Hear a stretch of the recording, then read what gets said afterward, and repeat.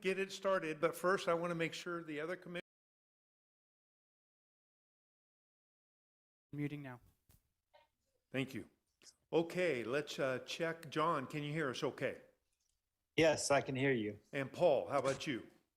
Yes, sir. All right, and Tim, how about you? Yes. All right, thank you very much. We'll call this meeting to order. If everybody could please stand and join me in the Pledge of Allegiance. I pledge allegiance Pledge allegiance to United States of America, to the republic and to the Republic republic which stands which stands under God, one nation under God, indivisible, with liberty and justice for all. Thank you. May we have a roll call? Charles Burrows, Here. Dave M. Spoker, Present. Paul Gaines, Here. Tim Gerlach, Here? James Lorimer, Here. John Stutzman, here. and we have quorum. All right, thank you very much. This is a hybrid meeting. That means this meeting can be in-person attendance at City Hall. We can have a call-in participation, and we can have prior calls and/or written questions sent to the airport administrative offices. Janie, have we received any calls or written? No, we have not. All right, thank you very much. We'll go on to Section 3, reports, and we'll start with a report by industrial park staff.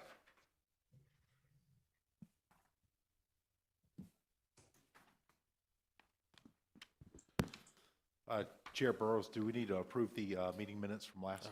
Did I skip a step? Of course. My apologies. Yes, let's go back. No, good. Okay, I apologize. That's fine. Let's go back to Section 1, approval of minutes. I know everybody was sent the minutes by Janie. Hopefully you had a time to go through them. Are there any additions, deletions, or corrections to the minutes? Yes, Chairman. Commissioner Amspoker. Chairman Burrows, I think it was page 3 or 4, under Hangar Occupancy and Waiting List, it shows only 2 occupied under covered tie-downs. I believe there's 2 empty and should be 8 filled, but Okay. if somebody can confirm that. You are correct, sir. Yeah, There at was that 2 time, there vacancies was at the time. 8 occupied and 2 empty. So maybe we could change that to 8 from 2. Yep. Any other additions, deletions, or corrections? All right, seeing none, I'd like to entertain a motion to accept the minutes as corrected. I motion we accept the minutes as corrected. All right, Commissioner Larimore makes a motion to accept. Is there a second? Second. Seconded by Commissioner Amspoker.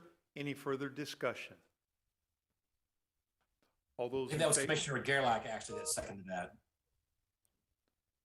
I'm Wasn't it? sorry, what was that, Commissioner Gaines? I think it was Commissioner Gerlach that seconded that, just to, Okay, I think we had 2 at the same time, but, oh, okay. okay, Sorry. no problem. All those in favor of accepting the minutes as corrected, say aye. Aye. Aye. Is there any opposed? The minutes stand corrected. All right, Bennett, now you're up. There we go. Good afternoon, Chairman Burrows and Commissioners. It's good to see you guys here today. Start out, I want to talk to you a little bit about rail. Go through 2021 numbers as a total. In regards to the total storage of cars on hand, we had, throughout that year, we had 3,691.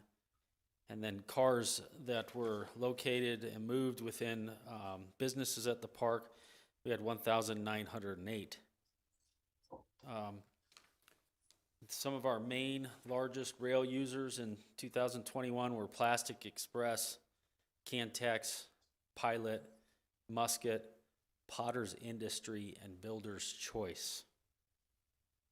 And then when we look at So far, in January of 2022, we had about 500 cars that were stored on hand and 149 cars that were moved.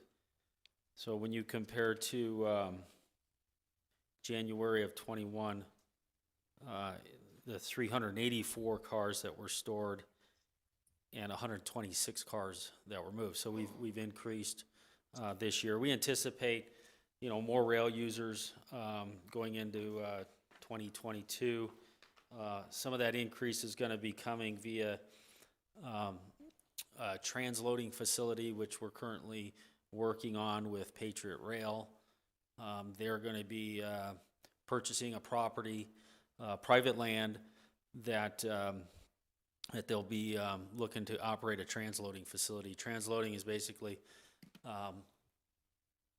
the rail cars come in, bring product, they're offloaded onto a semi, and they're trucked to their final destination, wherever that might be. Couple questions about that. Number one, you say private property, is that inside the industrial park? Yes. Okay. Yes. And number two, transloading, could that include shipping containers? It could, but typically they'll just offload whatever product, into a semi-trailer. Okay, something that might be in a Like box car a lot of time or you a might flat have car. fuel. Fuel gets transloaded to a lot of the local, stations throughout Mojave County.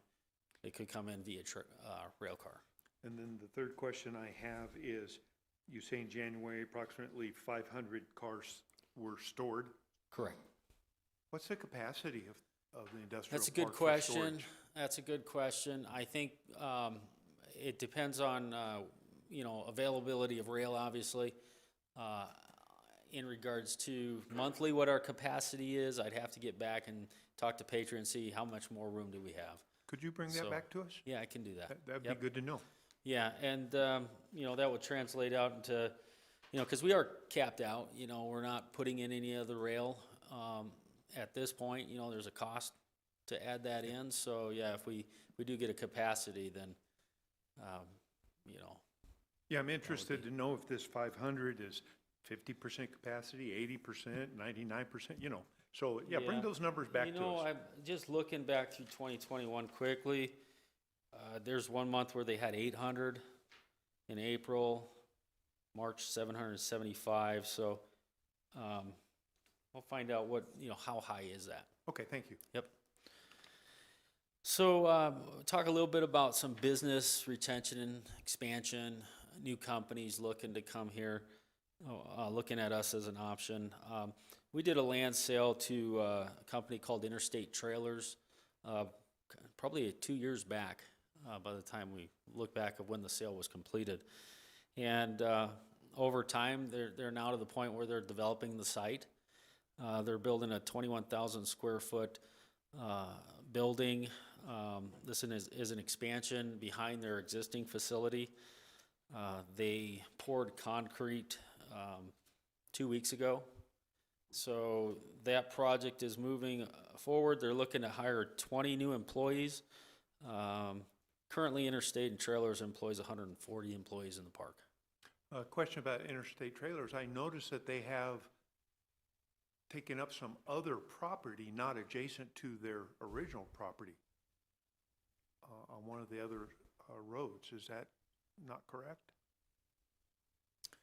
Near Triple D on that side road, Triple D. the distillery? So in between, I think you're referencing the motorcycle yeah. place is there. There's an easement that the county owns that runs the length of that. So that's county-owned easement. And so they're accessing that easement to do some construction on the backside, as well as they're parking their cars there right now on that easement. Okay, I'm talking about Interstate Trailers. Yes, Are they using that easement you're talking about? yes, yes. Now, is that a temporary thing till they build their new one? I believe it's temporary. They still have the ability to use that easement as long as the county's okay with it, as long as we're okay with it. Okay. So anybody can access an easement and use it, Okay, thank you. okay? Zepp Industries, they did a grand opening this last month out at the park. Zepp is occupying 200,000 square foot of space where Cascade moved out of. And so they're going to be employing somewhere around 20 employees.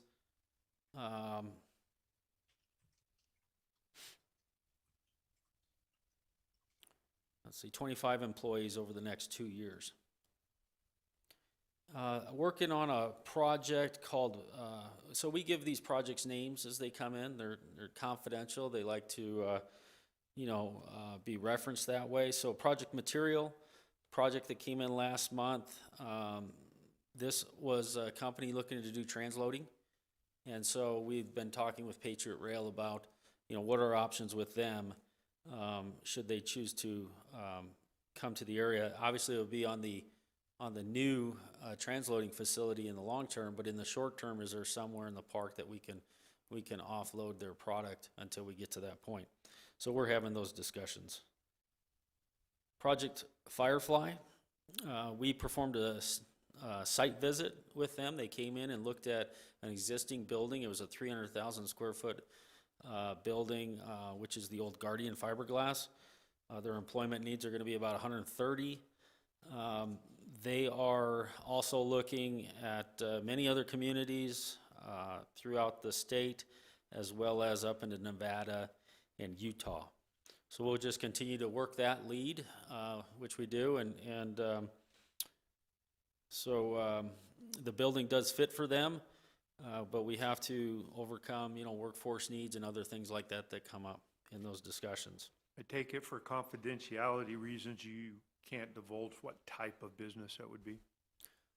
A lot of times we don't know what type they're Okay. doing. It depends on where the lead comes from. If the lead comes in from the state, we'll get what's called a project information form. We call it PIF. And on that form, sometimes it'll say what they do, other times it won't. So in this case, off the top of my head, I can't recall what they do. All right, thank you. Manufacture. Project Matter is another project. They reached out to us this month recently. We did put together multiple city-owned properties for that site, and we submitted it. It came in through a national broker. And so at this point, it's in the broker's hand to go through the sites that we've submitted. Project Safe first contacted us in January, late January. We did, this came in through the Arizona Commerce Authority, through a PIF, and they requested various information in regards to our sewer requirements, water, and electric needs. I've recently talked to them last week. They've changed their power needs, and it went up substantially. Unfortunately, the site does not look like it's going to qualify for the amount of power that they need. So, and that's how it goes. You go through the process, and they do their due diligence, and sites either get eliminated or they make it to the next round. Project Dutch, again in January, late January. They're looking at sites within the incorporated areas of the city. In those discussions, we did talk about opportunities out at the industrial park, and this week I'm going to be preparing a couple sites that could potentially work for them and submit it to them. Project Grand. This project is a current business at the industrial park, and staff is currently, we are working with them in regards to site plan and the development of the project. They have found a privately owned land that had been purchased previously and worked out for them, so they've closed on that, and so they're going to be moving forward. So existing business leasing is now purchasing, going to be building.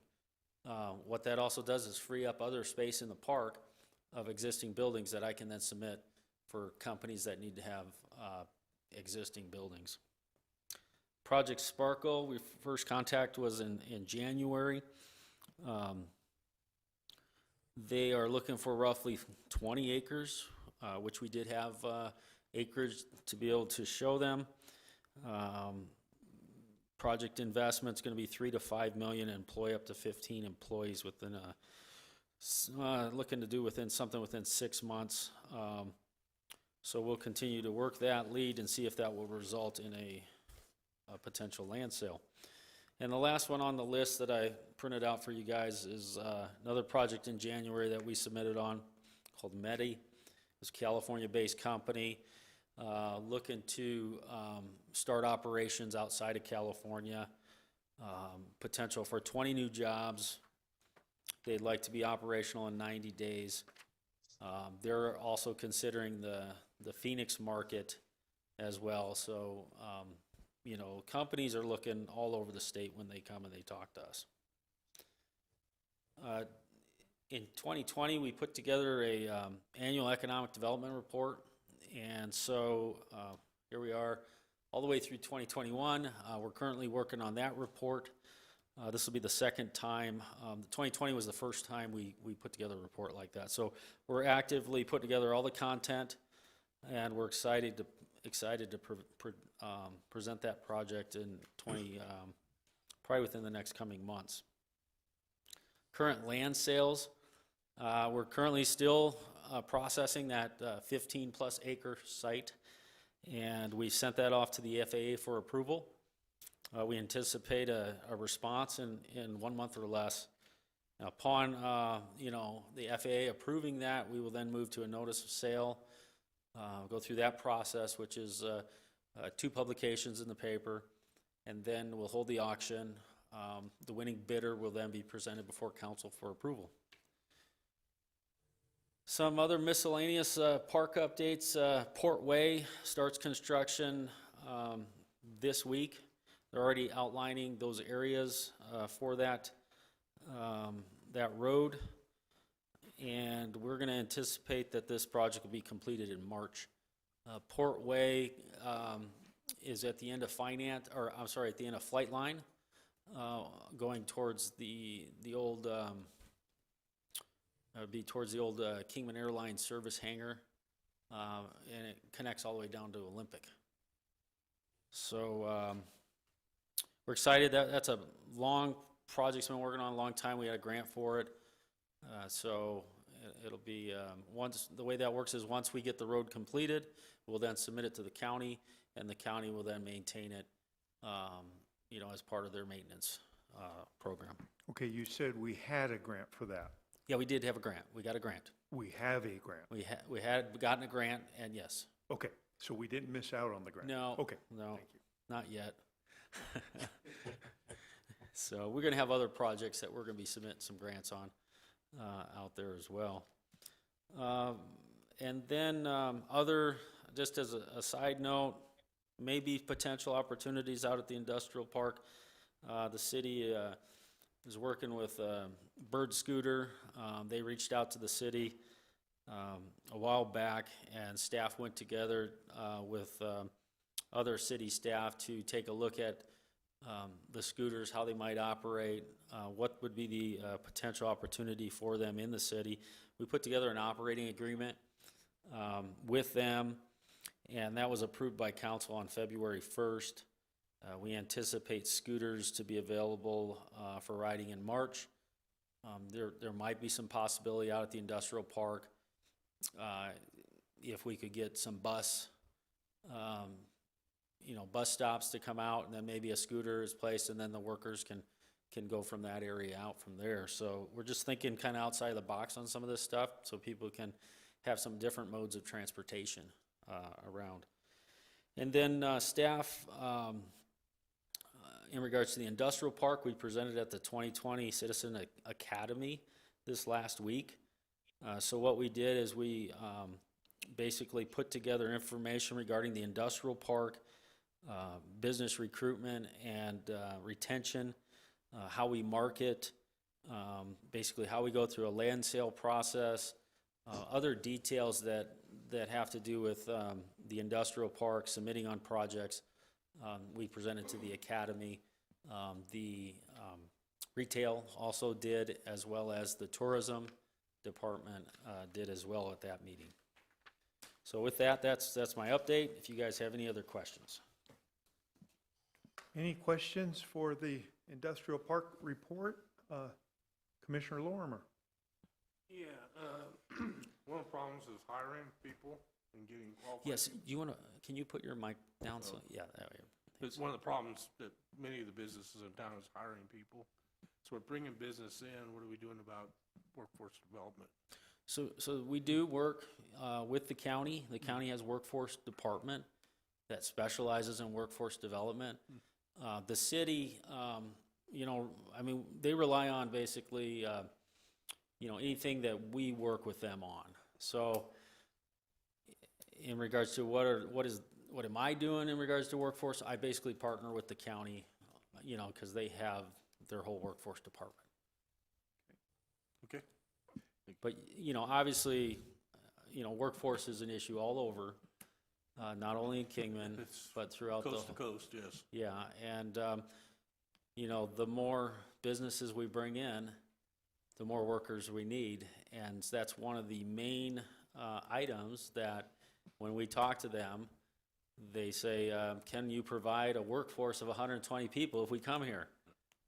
And so we put together the college, we put together those different entities that help us talk to those businesses about whether or not we can help them, what are their job positions, how much available workforce we have currently to do that. But it is a constant battle. I've been struggling before COVID, but especially through COVID, it's been a big issue. Okay. And I take county trainees in too, so I get some of that in there. So, but I just wonder if because these companies coming in, they're gonna need some workforce. Yep. And it's just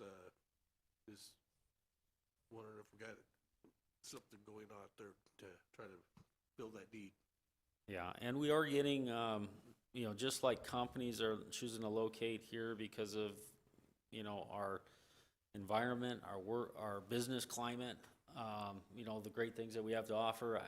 We do have people moving here for those reasons as well. ZEP, as an example, needed a chemist as one of their people. They actually found him here. He had moved here from California. And so when they ran the ad, they didn't think that they would find that, and they did. Now, could we find 5 chemists? Maybe not, but they were very happy about that. Okay. Okay, good question, Jim. Any other questions? Just a comment, Commissioner Burrows. It's good news. It's a lot more activity than it's been in a while, and I have a feeling with the interchange and other advancements going on, it's going to keep going this way. Is that your feeling, Mr. Bradley? I think right now, from the activity that we've been getting, it's been positive. So hopefully it'll continue that way. I also, the FedEx project, which was a 30-acre land sale that we did, they've already gone vertical with their steel, and they're putting that building up already. And they're excited. They've been able to get the contractors they need to build that. They are going to be shipping out of that facility by Christmas of this year. Wow. I was also wondering if they were excited that the property on Shipping Lane was available for FedEx. That's kind of funny. Good point. Just happened to notice that. I thought they're pretty happy about this, probably. Yeah. I wonder if they thought about that. All right. I don't know. Commissioner Emspoker. Yeah, I just wanted to compliment you on this, the industrial park and economic development update that you handed out.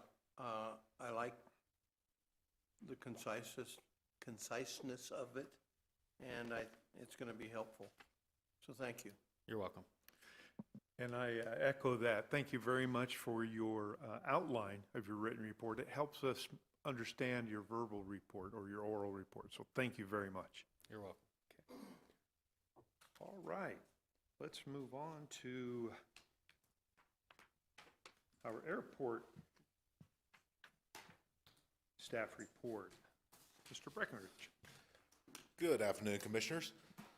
First off, before I start off, I just want to say we have a brand-new City Council liaison, Councilwoman Mello. Thank you very much for being here, ma'am. Hi there, thank you. We Welcome. actually do reserve a seat for you, but I went to the airport. I thought the meeting was there. It's 100% my fault, so I apologize. oh, no problem. But thank you so much for being here. Well, provide you a little update. We had a discussion, or we're looking at, for this month's meeting, about possibly voting for a new chair and vice chair. Speaking with the city clerk, it was best recommendation to hold off on that item.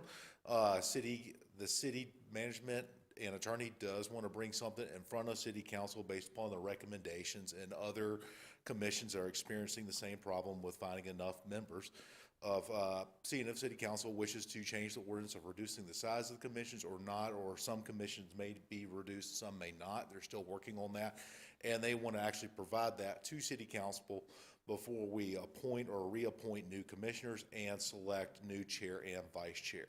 We are keeping up on that, and as soon as I get that information on when that's going to go forward to city council, I will let you know. All right, thank you very much for that explanation. I do want it on the record that as the chair of this commission, ahead of time, we set the agenda for this meeting, and that item was on the agenda. Now, I understand the city council's has to take action on whether or not they're going to keep our size of commission. I also understand the city clerk's suggestion that we hold off on it. However, when we establish an agenda, I don't believe it's the responsibility of the city clerk or anybody else in the city to change our agenda. And I would like that agenda to stay the same. However, a report come from such as Mr. Breckenridge that the city clerk encourages us not to take a motion or a movement on it for that reason. And I think it would be a lot more clear if this commission got to handle the things on our agenda. And those things we typically set the month before. And so I just wanted to make that remark. So thank you. Go ahead with your report. All right, as you may be aware, we brought in the security last month, early January, actually the beginning of, towards the end of December in the new year. It's been working great. They've been working throughout the night and have been presenting some possible security issues to the airport and our staff.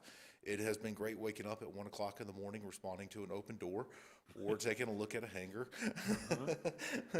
or trying to repair a gate, and then also them trying to get familiar with who works late and who does not.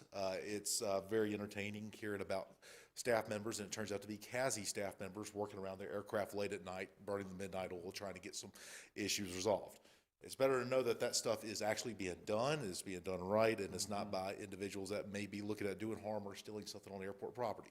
So it's been great and been well worth it so far, even though I'm getting several phone calls a night and trying to get some additional sleep.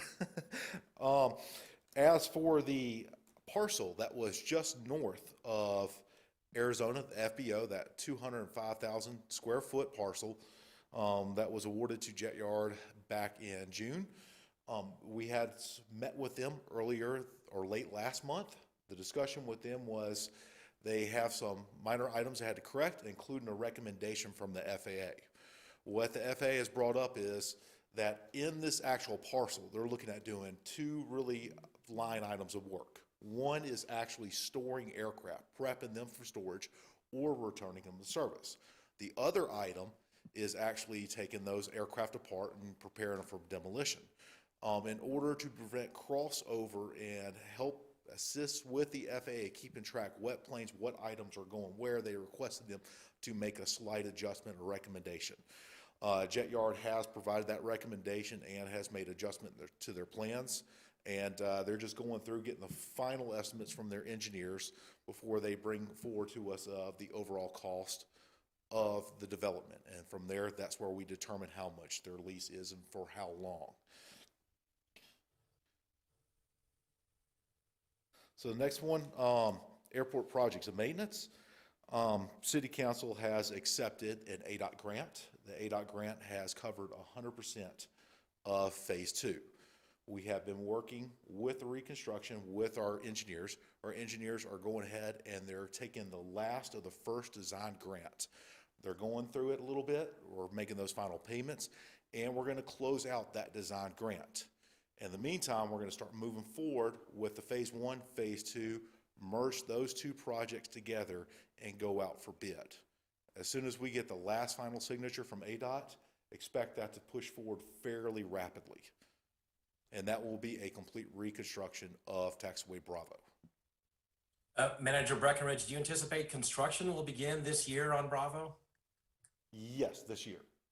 Okay. I'm hoping it's a little bit not fuzzy, shall we say, but these things have to line up and then bids go out and all that. I just wonder if the actual construction will happen this year.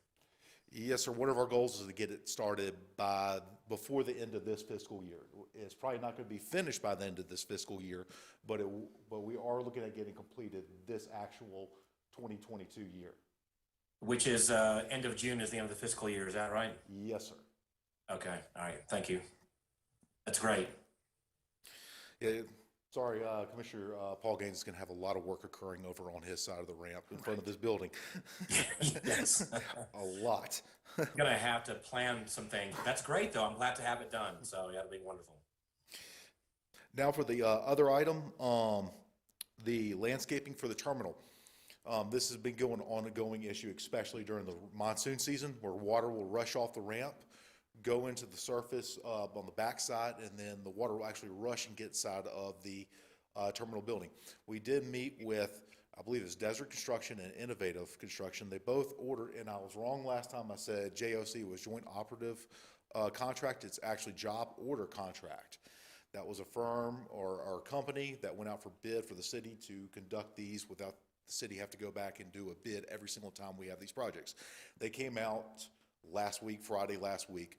We took a look at that area. We discussed how much we have budgeted for that, what our goals and our objectives are, what ways we could keep it clean, looking good, what items that we may be best for just draining the water and getting that done.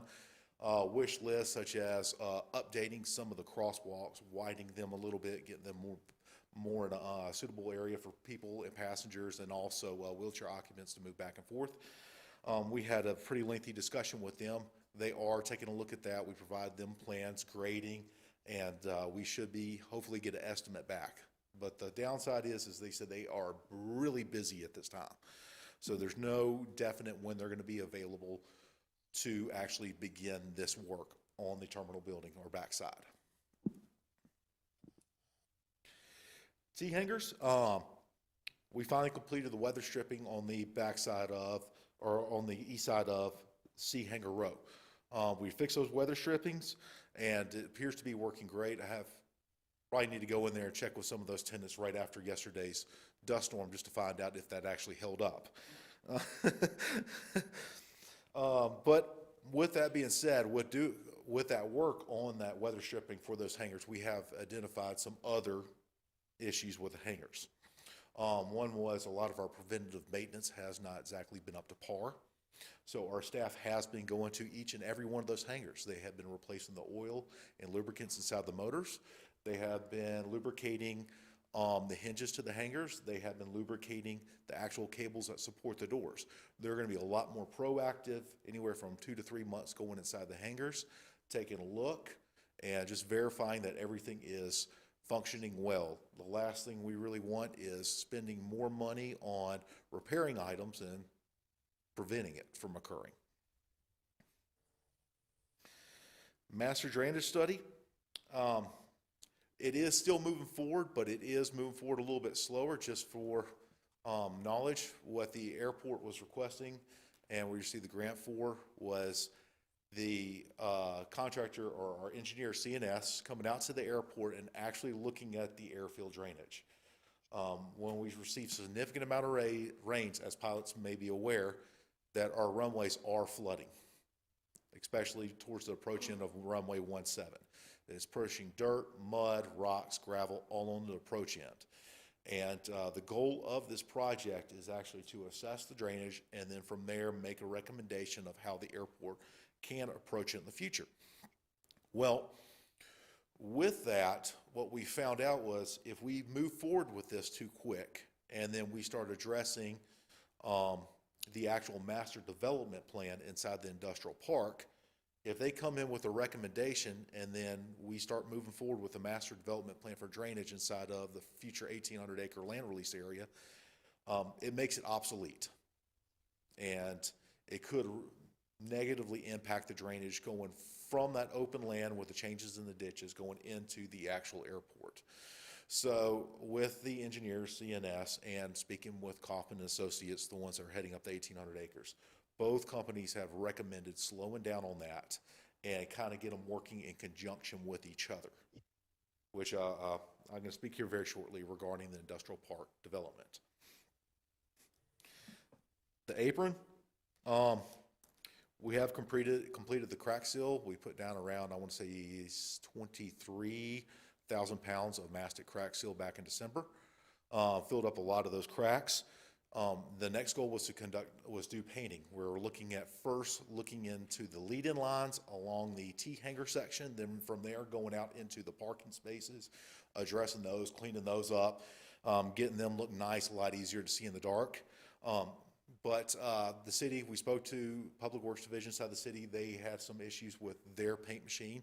So from teamwork and team perspective, we have loaned out our equipment for them to assist them with helping out the citizens in the streets inside the city. And then as soon as they're finished with that, then they'll give back to us, and we're going to immediately turn around and start addressing the actual striping inside the airfield. It's pretty much teamwork. They helped out with us with the cracks, and we're like, okay, this will be a way that we could help them out. For the actual new cover tie downs, we put in there a recommendation for next year increasing the price. We're still going through that. We're also still getting additional, I'm reaching out to multiple firms trying to get more additional updated estimate quotes. Some are not responding. Some are saying, yes, you're still looking around at the $300,000 range compared to the $200,000. So we're reaching out for the cover tie downs and trying to make adjustments for next year. At the same time, we're also trying to reach out and see how much new T-hangers will cost, because we still have a need for T-hangers. We're still getting phone calls from other people asking us, but they're not requesting to be placed on our list for additional hanger spots. So in the process of reaching out to other companies to try to get new estimates on T-hangers, updated quotes on the, or updated estimates for the cover tie downs. Now for the actual master development plan. As you may be aware, or as you're aware, the 1,800 acres land release was kind of brought to a slowdown after FAA's legal team has responded back to us requesting much more additional information for the 1,800 acres. Throughout this entire process, they asked for a conceptual plan, and when it went to their legal team, it came back. They want to know where your roads are going to go, how big your parcel is going to be, your grading, your utilities, sewage, water, phone lines, electrical lines, all that information. So in the past, we did budget for this item, and it was supposed to go on the backside of the 1,800 acre land release. So when we go through the process of release the land and it goes through its final phase, then we're supposed to start moving into the actual master development phase. But what we've done right now is we have pushed that up. We have put out an RFQ, request for qualifications, for consulting and engineering firms. RFQs basically we go out there and say, hey, we want the most qualified firms. Here's what we're looking for. Here's your limitations on the size of it. Because if you tell a firm, hey, we just want you to know your qualifications, you'll get an encyclopedia back. And the last thing we want to do is read through all that information. So we published that information out in February. Today, actually at 3 o'clock was the actual closing hour. So as soon as we get done with this meeting, I'll be able to go in there and determine if we have any qualifications from the consulting firms. From there, we'll take those qualifications, we'll present them to a valuation committee. This evaluation committee will consist of engineers, our good friend Bennett over there, individuals from Public Works, and individuals from zoning and planning. So we're gonna have a good broad perspective when we start scoring these items. And then the highest scored firm will be the first one that will enter negotiations. If we cannot reach something that is in best interest of the city, that could include planning, the actual contract, and pricing, then that gives us the ability to go to the next one in line for the scoring. This project will be pushed forward very rapidly, and we have stated that in the RFQ process, that these items will be working in conjunction with the 1,800-acre land release, and it will be high priority, so we can get that moving and get the response back to FAA as soon as possible. I know everybody looks at the land release and says, hey, the 1,800 acres just for industrial. Yes, it is for industrial, but on the bigger plus side is that it opens up the entire eastern side of the airfield for development. And that will allow us to go after aviation industrial firms, research development firms, maintenance firms, and it will better overall benefit the aeronautical side for the airport. So it's more than just building on the industrial park, it's also improving the airport as a whole. So for FAA and ADOT coordination, we did receive the FAA CRISA grant for $13K. That was covering costs used for mitigating against the coronavirus, the shields, the time staff has spent on cleaning up office areas inside of housekeeping, just overall good housekeeping to mitigate against the virus. ARPA grant, that was a $32,000 grant that we, City Council accepted. And we are working with the FAA. We're possibly going to be looking at redoing the, using those funds to redo the air conditioning system inside the terminal building. From last year, as you are aware, that the terminal building during the summertime was getting overwhelmingly hot to where the restaurant staff was not exactly in the best position. And it had to close down a little while. So since then, we have actually replaced the main air conditioning unit, but what we're also identifying is that we're going to have to restructure the actual handlers or the air, the actual ductwork up in the ceilings. And Quinn over at Public Works, he's the one in charge of facilities. He has been keeping on top of this. He has been reaching out to firms to get ideas and plans. And one of those objects that was actually written in the ARPA grant was air conditioning units, as long as it's also used to assist with mitigating with the virus. So we are looking at it from a health standpoint too, because we do have to put something in there just for sterilizing the air, overall for the best use of the community, not only for the coronavirus, but flus, colds, dust mitigation. So that actual funding we're looking at targeting the actual air conditioning units inside of the terminal building. Taxiway Bravo, as I said, we're closing out the actual design grant. We're going to be merging both the phase 1, phase 2, and moving forward with getting that moving as soon as possible, so we could have that section of the airfield ready for future growth and development and use in the future. PAPI replacement, that also came in with the fate. Sorry, I didn't know if a commissioner wanted to speak. PAPI replacement. We have received a ADOT grant. It's going to be 100% for the replacement of the PAPIs on the primary runway. ADOT was nice enough to pay for the complete $500,000. It's just going to be enough for removing those actual PAPIs and installing the new ones. We never budgeted for moving those PAPIs over to the other runway. That would be some discussion in the future with working with ADOT and FAA regarding possibly putting PAPIs on runway 17 or 1735 in the future. Next one, ADOT was very kind enough to reach out to us and all the other airports within the Arizona community about applying a 608. It's basically a Fox seal or a covering, a new covering to keep the length of the pavement lasting a little bit longer on the runway 17 and taxiway Charlie connectors. Runway 17 construction work along with Taxiway Charlie is not within our 5-year forecast because it's in the best condition, better condition out of our other surfaces, but we want to keep that extending as long as possible. So we're speaking and coordinating with ADOT. ADOT is actually going to pay for the design of this process. We're looking at them coming out here. It's Kimberly Horn for ADOT coming out towards the end of this month.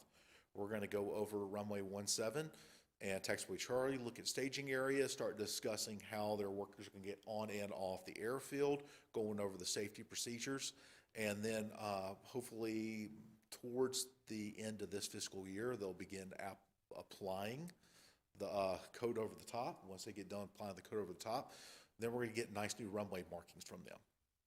And this $400,000 project is only going to cost us around $40,000. So this is going to actually be great for the long-term lifespan of runway 17 and Taxiway Charlie. Doug, how long will the runways then be shut down? 1735, what? Do you I have a cannot, idea on how long? no, sir, I cannot give that to you just yet. That would probably be when they start looking at the design of the actual project, because it's not only just applying it, but it's also going back, putting down the markings. And if you've ever seen people try marking a runway, it's time consuming. And from my perspective, I'm very picky about it because I have been there before to where markings were wrong and required them to rip it up and re-put it back down.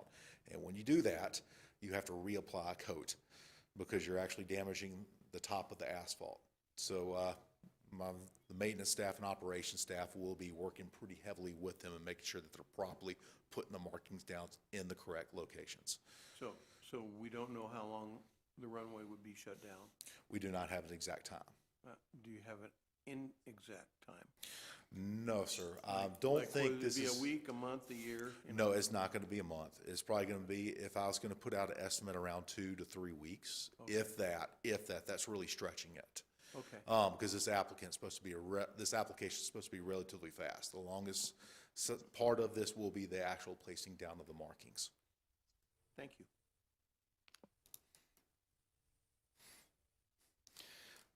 So with the next update is going to be the actual draw site.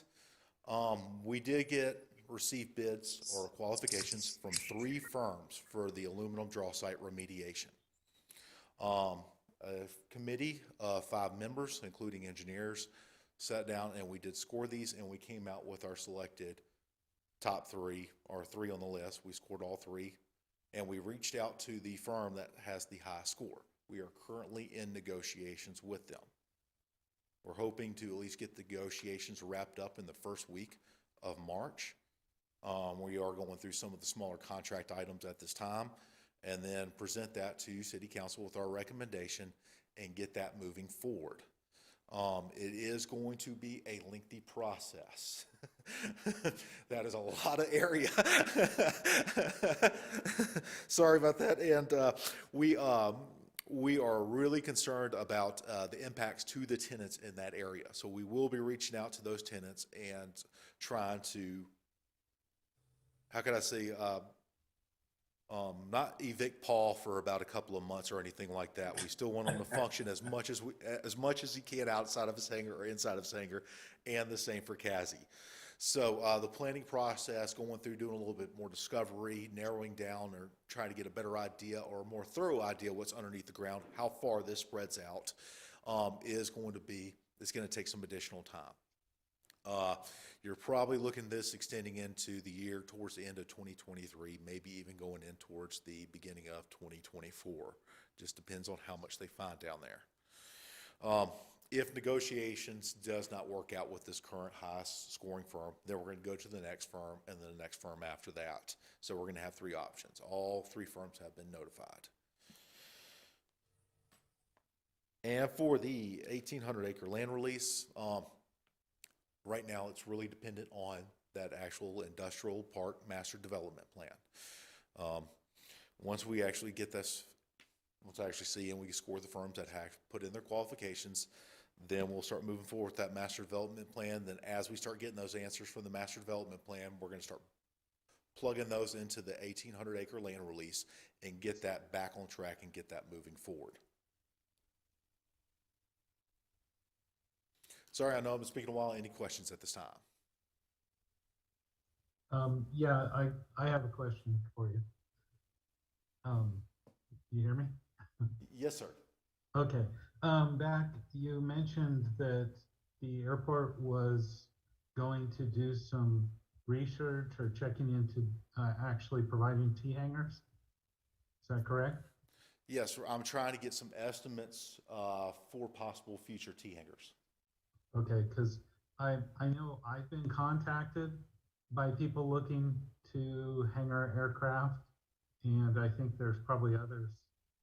I don't know, Paul, I think may have heard from somebody, but it's really kind of a national problem. There's many articles out right now on the internet that you can read about where are all the hangars. There's hangar shortages, and I think it's wise that our airport is actually moving forward with investigating it. Yes, sir. I want to say I probably received 4 requests within the past month. None of these individuals stated they want to be on the list. They have stated that they're looking for hangars that are readily available in a short amount of time. I had explained to them, no, we do not have those. Plus, the upside about also obtaining these estimates is that it also gives us a little bit of markability. Looking at taking these estimates, possibly even look at larger hangars, some of this land that is currently not developed. If we do have a company that comes in and says, hey, I am looking at bringing in this type of aircraft, which will need a larger hangar than just a standard T, I'm looking at those estimates too, then we could say, okay, here's what our lease is on this undeveloped plot. Here is some estimates that we have received from other companies for just basic hangar structures. And hopefully that will put us in a much more marketable area and attracting firms to come in and help develop the raw land that's still located along the apron. Yep. Anyway, I'm very supportive of that. So thank you. Yeah, it seems to me that there is some kind of solution out there in the universe, if you will, a combination of working together, like you said, to help support it, or somehow thinking outside the box a little bit. Again, there's article after article after article about hangar shortages and the problems with a lot of sponsors that don't really care to work with people, which is not the case here at the moment with you, Doug. So I haven't really researched it a lot, but there must be some way, some balance to be struck with people that want to come in.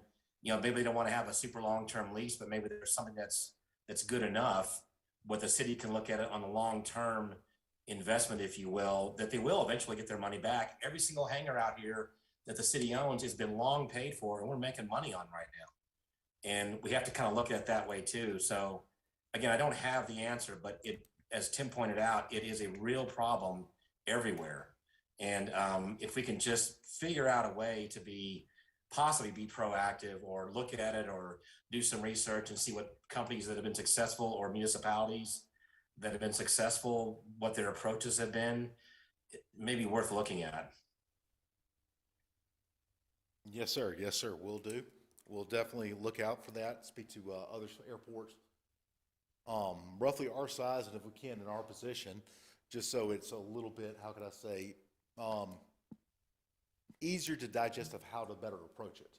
But I really do want to develop a lot of that raw land, either through private development, or figure out the best way to where the city and the airport can invest into it and turn it into a long-term asset for the airport. Yeah, exactly.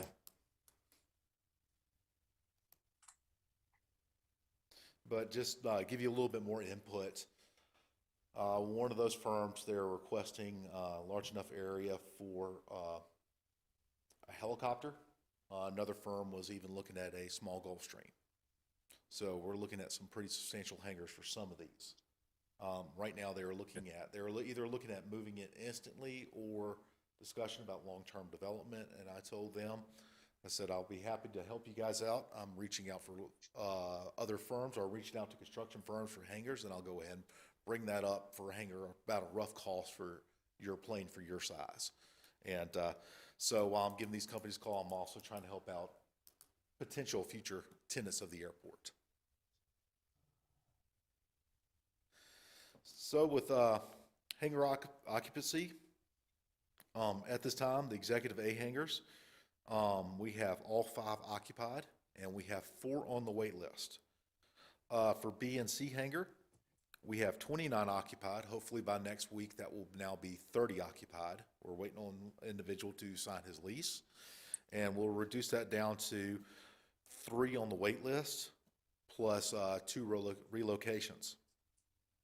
For the D hangars, all 10 are occupied, and we have 2 on the wait list. For the cover tie downs, we have 9 occupied of the 10. We have 0 on the wait list. Once this individual finally signs his actual lease for that last T hanger, then we're going to start reaching out to the individuals that are waiting for T hangers and see if they want to use the actual shade cover tie down while they're waiting on T hangers. It's better to be underneath the shade than that being out in the open. For the actual division budget report, we're 58% of the way through the fiscal year.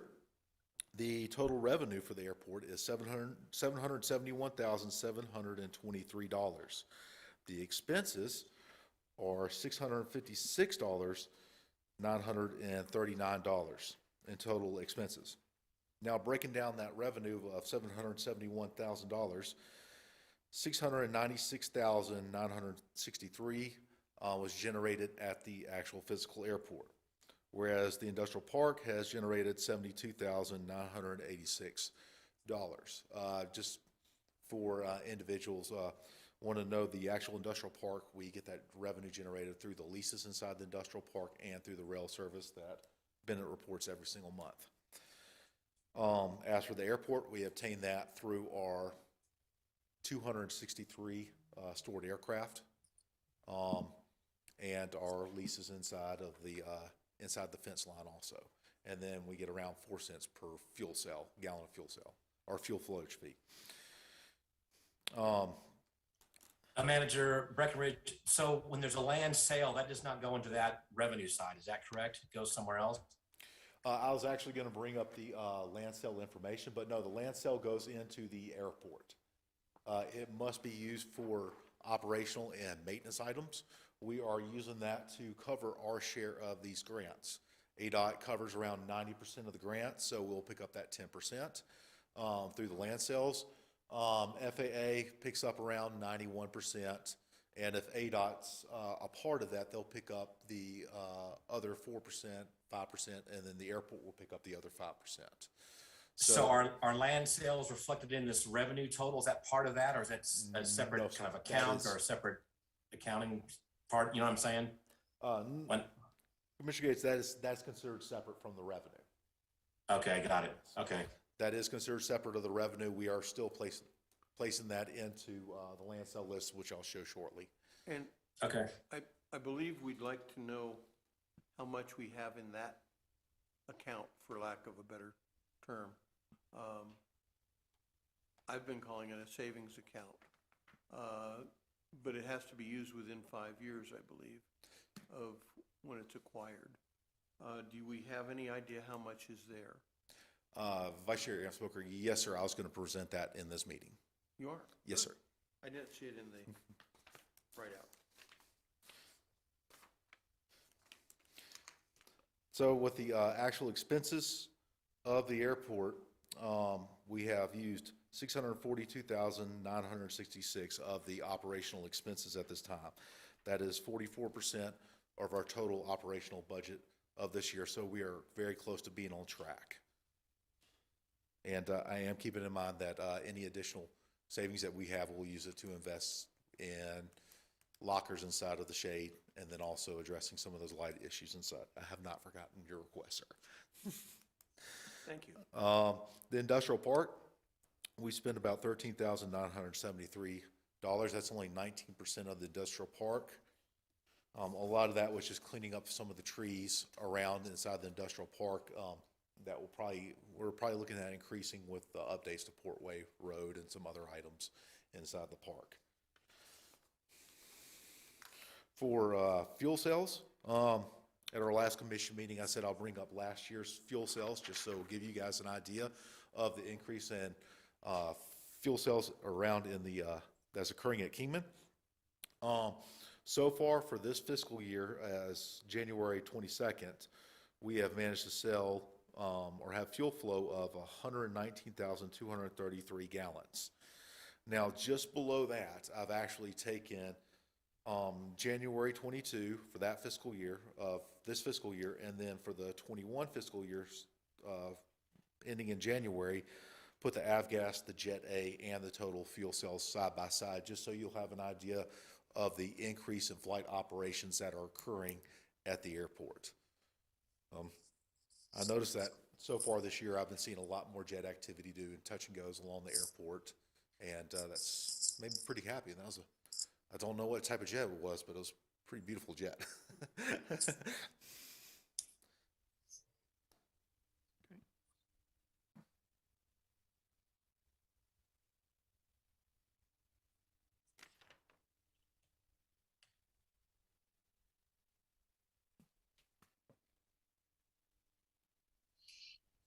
Move you guys over.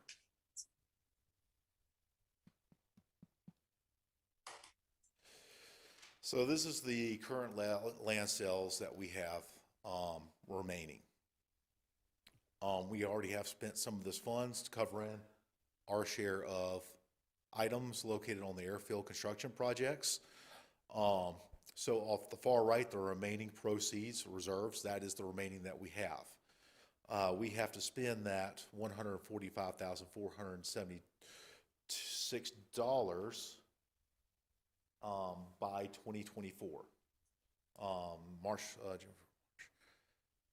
May 2024. And then we also have the August, where we have $96,000 that we need to spend by August of 2024 also. A lot of these funds will go into matching our grants, and then also addressing other maintenance activities that we could identify that's located on the airport. I am still very much focused on the actual pavement on the airfield and some of these markings. So with that discussion, I may try pushing to get some of the markings addressed. We can't really use this for areas that are for exclusive use or revenue generating. So this will be more identified in areas where our transient traffic go and where our tenants pass through going to and from the airfield. And then also other maintenance items that directly relate to maintaining the airfield. And so right now, our total reserves are $2,419,526. And hopefully everything will go past and we'll add a little bit more to it here in the very near future. Does anybody have any questions? I need to see the other commissioners.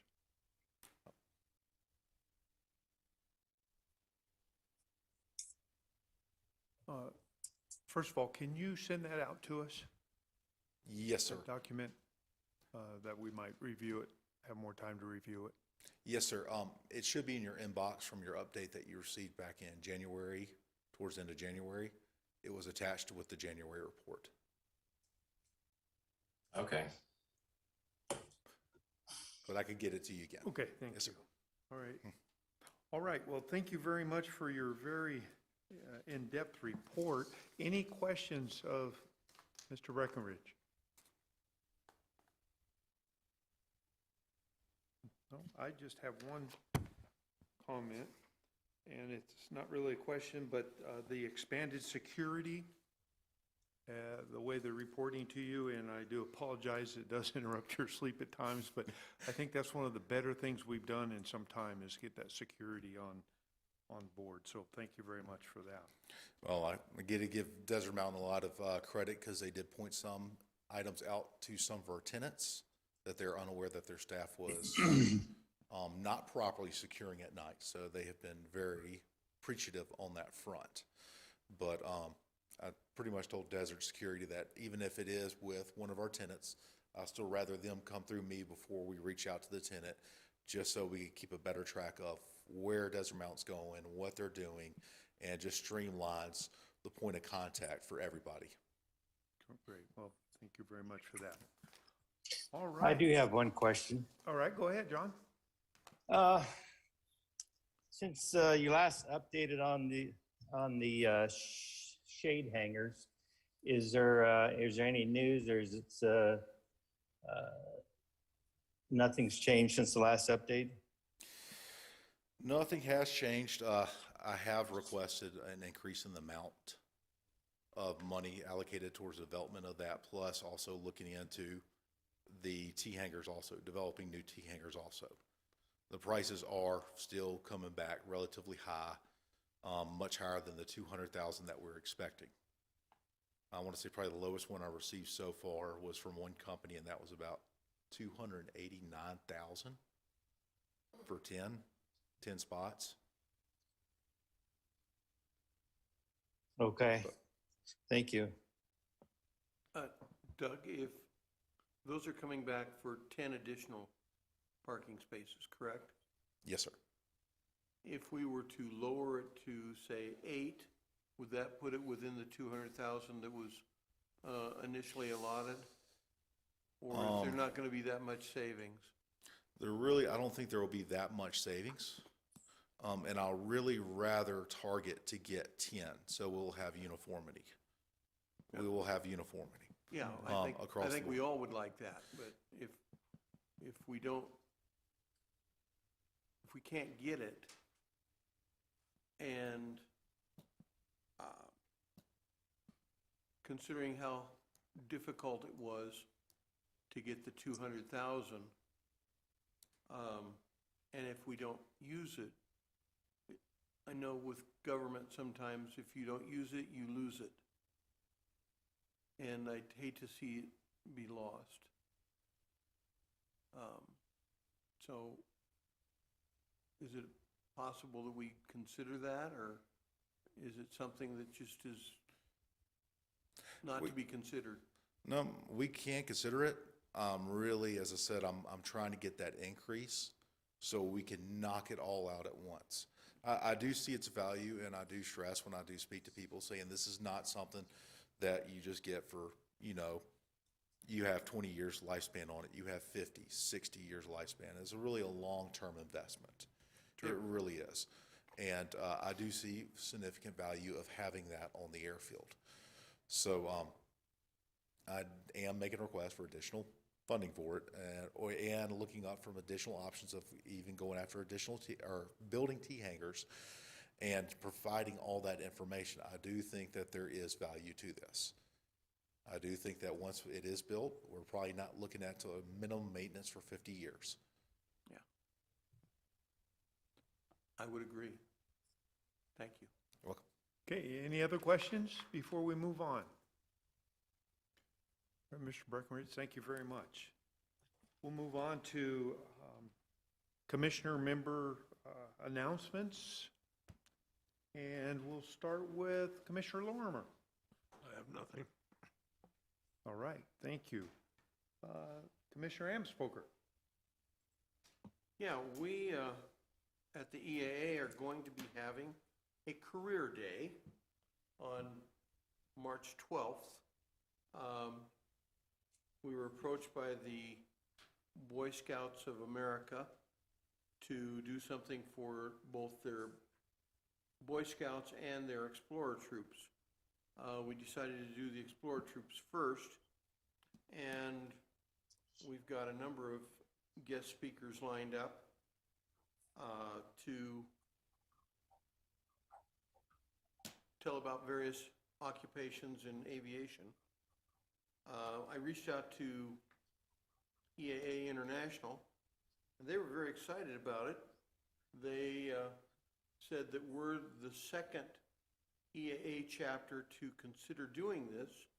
They had one that did something back in Michigan area, but they want photos, they want an article written, and it may end up in sport aviation, which would kind of put our little city on the map a little more. It's definitely, I've been told, going to end up in chapter news. which is something that is sent out by email. We've got a wealth of talent in our chapter, and so we're going to have speakers on being a commercial pilot, being an instructor, working for the FAA, flying slurry bombers, flying crop dusters, and I believe we've got somebody that's going to talk about being an airport manager. Is that correct? No comment. No. Yes, that is correct. Manager Breckenridge humbly and willingly agreed to participate. This will be on Saturday, March 12th. I'm looking forward to it. I think it's going to be a good thing, and if it goes as well as I hope, we may open it up to the senior classes of the three high schools in town next year. What's the hours and location? It's going to be at the EAA hangar. It's going to start at 10 a.m. and go until we're all done. And of course, we'll be giving some complimentary rides to the participants. I should also add that we're going to be drawing ages 14 up to 20, or including 20, from as far away as Parker and Las Vegas, because they're all in the same network of the Boy Scouts. And that's all I've got. All right, thank you very much. Let's see, let's go to Commissioner Gaines. Nothing for me. Commissioner Stutzman. Nothing from me either, except it's very cold here in Nebraska. Aha. And Commissioner Gerlach. No announcements from me. All right, and I don't have any comments either, so I want to thank everybody for attending today's meeting and giving us your input, and I'd like to entertain a motion to adjourn. So moved. All right, is there a second? Second. All right, it's been moved by Commissioner Amspoker, seconded by Commissioner Gaines. Any discussion on adjournment? All those in favor say aye. Aye. Any opposed? Meeting is adjourned. Thank you. Okay. Thank you. See you later.